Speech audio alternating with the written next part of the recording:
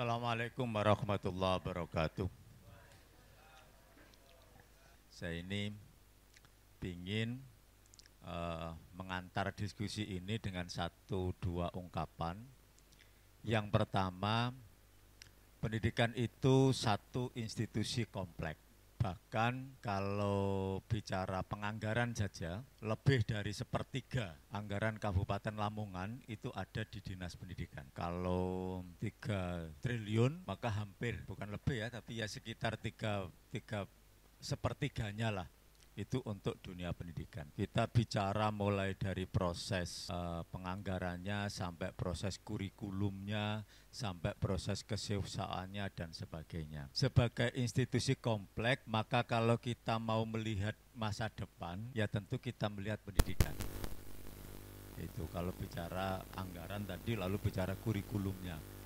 Kita bicara masa depan Indonesia, kalau rata-rata usia rekan-rekan mahasiswa ini usia 20 sampai 25 dan ini tahun 22, maka di Indonesia emas 23 tahun yang akan datang, saya pastikan rekan-rekan yang akan memimpin Lamongan dalam kapasitas apapun, karena usia Anda ya pada usia 45 ketika tahun 2045 Indonesia emas, 100 tahun Indonesia. Anda menjadi pemimpin-pemimpin yang matang. Nah, saya kepingin silahkan ngobrol aja. Ini kita nanti hanya menjadi pematik aja. Silahkan ngobrol apa tentang semuanya. Kita kalau di dalam konteks ilmu pengetahuan itu ada Dasein and Dassollen. Itu udah biasa. Rekan-rekan punya tuh, harapan dan kenyataan. Nah, yang kemarin-kemarin harapannya itu ingin duduk berdua, lalu kenyataannya hanya sendirian. Nah, sekarang itu bawa ke dunia pendidikan. Jadi, idealnya pendidikan itu seperti apa, tapi kenyataan di lapangan hari ini seperti apa. Lalu berikan kami solusi-solusi. Dan solusi-solusi itu lebih indah kalau solusi-solusi itu untuk Anda nanti di masa depan. Karena rekan-rekan sekalian, kita tidak membayangkan. Saya dulu sebagai seorang pelajar tidak pernah diajari oleh guru saya gitu misalnya, yang pakai ini Pak Muhtar nggih, pakai sorot yang sekarang itu tidak ada. Pak Muhtar belajar tidak pernah ada gitu. Besok rekan-rekan ngajar itu sudah kayak jamnya benten itu. Dan ini pakai hulu. Jadi pakai hulu sudah itu. Teknologinya sudah demikian maju untuk kepentingan kita. Itu di dunia pendidikan aja, di dunia pengajaran.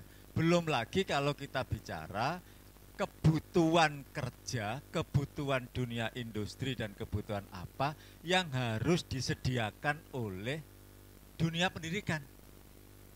Apa yang akan diajarkan oleh dunia pendidikan untuk memenuhi kebutuhan Anda masuk dunia kerja atau masuk dunia yang real. Nah, yang gini-gini silahkan Anda bisa menatap masa depan dengan silakan diomongkan.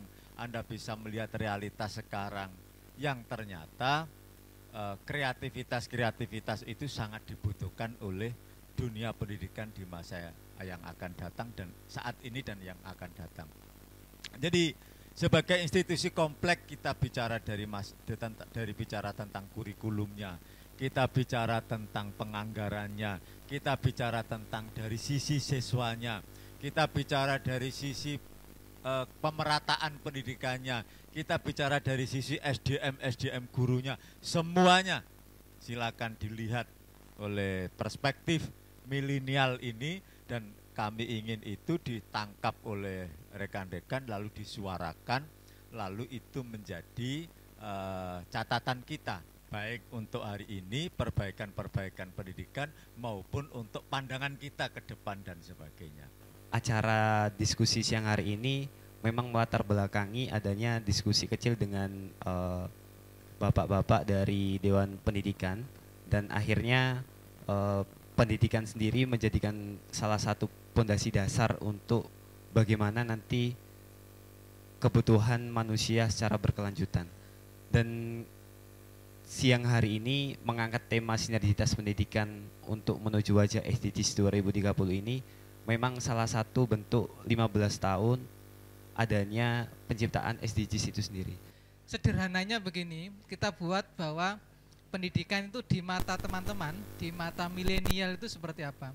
Bagaimana kemudian implementasi pendidikan ini dalam ranah dunia sosial yang kita hadapi saat ini. Kalau dari sisi perkembangan, pendidikan di Indonesia khususnya dan di Lamongan pada umumnya ini, tentu kita masih jauh dari perkembangan itu sendiri. Nah, apalagi kemudian pendidikan ini yang kemudian menjadikan dasar di masa depan seperti tadi yang disampaikan oleh Pak Fat, orang-orang yang nanti akan memegang di semua lini itu adalah teman-teman semua. Tentu pendidikan yang seperti apa yang ingin dicapai oleh teman-teman. Anak-anak ini, pemuda ini kalau calon pemimpin diarahkan kemana sebetulnya? Gitu. Mereka ini adalah calon pemimpin dan akan terlibat langsung dalam kebijakan nanti. Kalau hari ini mereka tidak tahu persoalan-persoalan yang sedang mereka hadapi, mereka akan menuntut pada kita semuanya.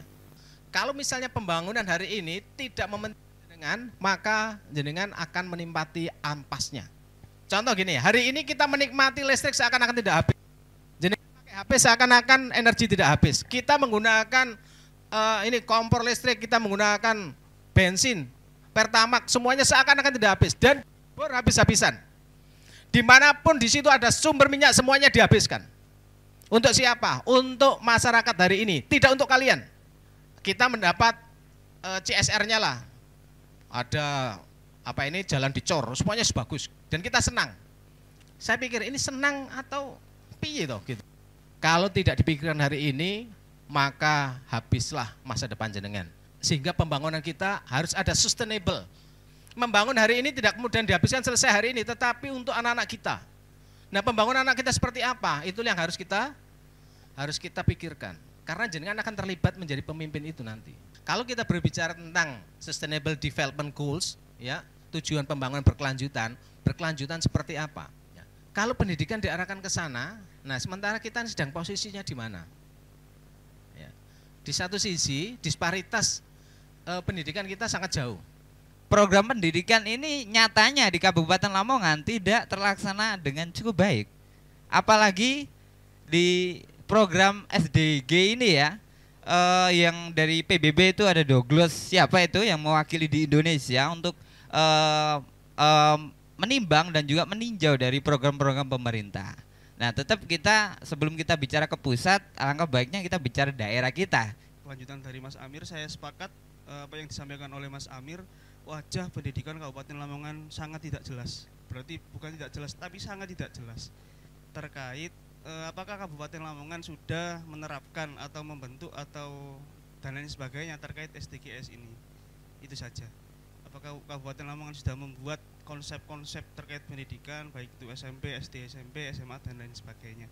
Pendidikan khususnya di Lamongan, khususnya dalam kaitannya dengan kurikulumnya katakanlah, mungkin begitu, masih tidak banyak menyentuh pada vokasional, masih banyak pada segi teori-teori, walaupun lewat lewat WA atau lewat daring kan gitu, tapi sifatnya masih teori, padahal kita ini butuh daripada action, praktek yang lebih banyak.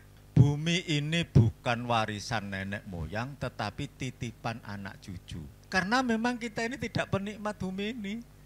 Kita ini dititipi oleh generasi yang akan datang. Tadi Pak Kusnu sudah nyebut itu. Lah bagaimana implementasinya ini di dunia pendidikan? Kita terbiasa tadi, tidak terbiasa dalam berpartisipasi langsung, mengawal. Jadi, yes, kemudian, Pak saya ingin terlibat Pak. Diskusinya seperti apa? Program kerjanya Dinas Pendidikan ini tidak jelas. Saya coba cari di media-media yang ada cuma penghargaan Dinas Pendidikan dapat ini, dapat ini, dapat ini. Ini penghargaan didapat dari mana? Saya juga bingung. Ada lagi tadi kita disinggung sedikit tentang bagaimana kita para kaula-kaula muda mahasiswa yang sekiranya kok kelihatannya cuma mengkritik tapi tidak ikut terjun langsung. Saya rasa tidak seperti itu Bapak. Kebanyakan kita itu sering menyampaikan kritik-kritik dan juga aspirasi kita kok. Tapi pertanyaannya apakah pemerintah mendengar? Apakah nantinya ada tindak lanjut ketika kita turun jalan kemudian menyampaikan sesuatu, apakah didengar kan gitu. Jangan cuma mengkritik kami yang suka mengkritik, karena tugas Anda itu memberikan solusi, bukan cuma mengkritik kami yang tukang kritik. Sebenarnya di dalam diskusi ini ada 4 ruang lingkup yang ingin saya singgung seperti itu. Untuk yang pertama, fasilitas dan fasilitator pendidikan.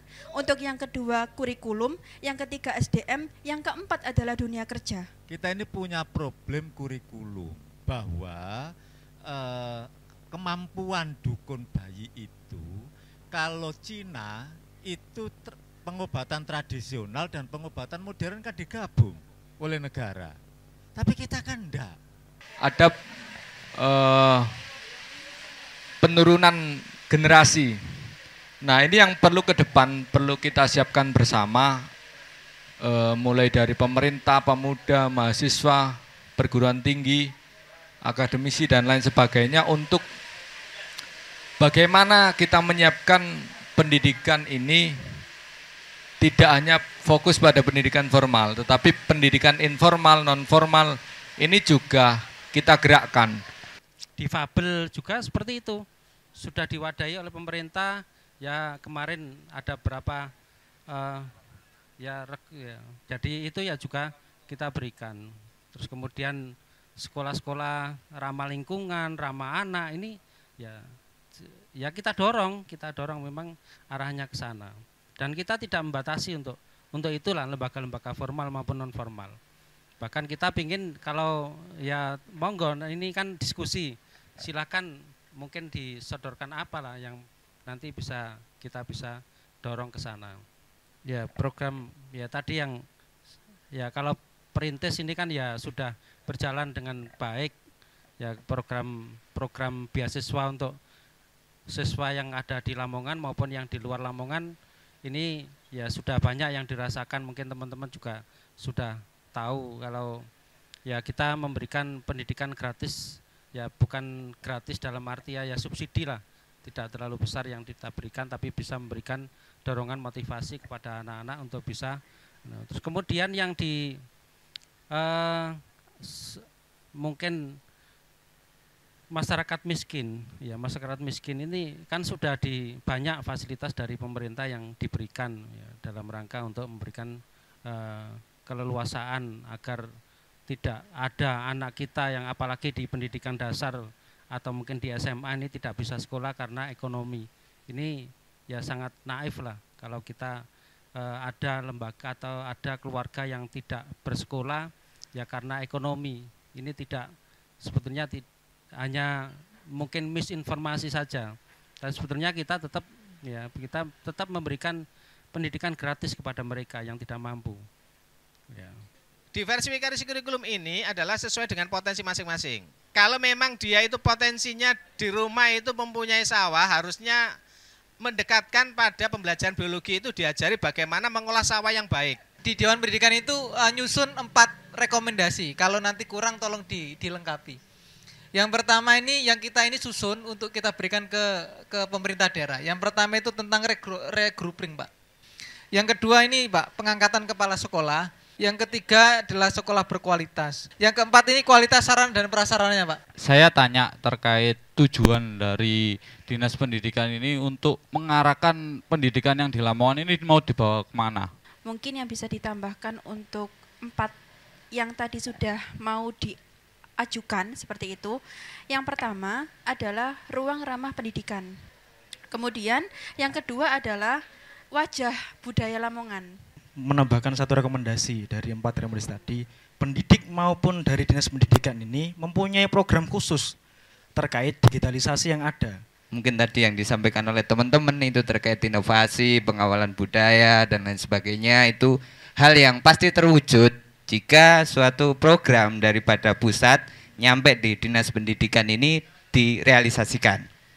Itu hal yang memang harus dan dikawal oleh Dewan Pendidikan Kabupaten Lamongan. Dari beberapa masukan tadi saya sangat apresiasi, dan insya Allah nanti saya juga sudah sampaikan ke Pak Kabid, saya bikin podcast nanti di Dinas Pendidikan, dan ini adalah terbuka untuk umum. Jadi terbuka dalam arti dalam rangka memberikan informasi yang seluas-luasnya. Ya, podcast ini nanti mudah-mudahan nanti kita lengkapi juga dengan IG, kemudian dengan nanti juga ada majalah, sehingga memberikan informasi yang seluas-luasnya. Dengan informasi itu tidak hanya memberikan informasi, tapi juga ada masukan untuk kita ke depannya, karena memang semua yang kita lakukan adalah untuk memajukan pendidikan di Lamongan. Kemudian terkait dengan lembaga-lembaga pendidikan negeri kita, ya memang sudah pada saat saya turun juga sudah saya sampaikan ke teman-teman sekalian. SD negeri sekarang tidak jaminan, atau lembaga-lembaga negeri tidak jaminan menjadi daya tarik masyarakat. Kita harus punya kreativitas, harus punya inovasi. Saya dari Dinas Pendidikan tadi sudah sampaikan, saya lebih terbuka. Kita majukan pendidikan, tidak hanya Dinas Pendidikan tugasnya, semuanya mempunyai kewajiban itu. Kita rumuskan bersama bagaimana formulasi pendidikan berbasis potensi lokal yang harus kita kembangkan. Mungkin barangkali itu yang dapat saya sampaikan. Terima kasih. Assalamualaikum warahmatullahi wabarakatuh. Assalamualaikum warahmatullahi wabarakatuh.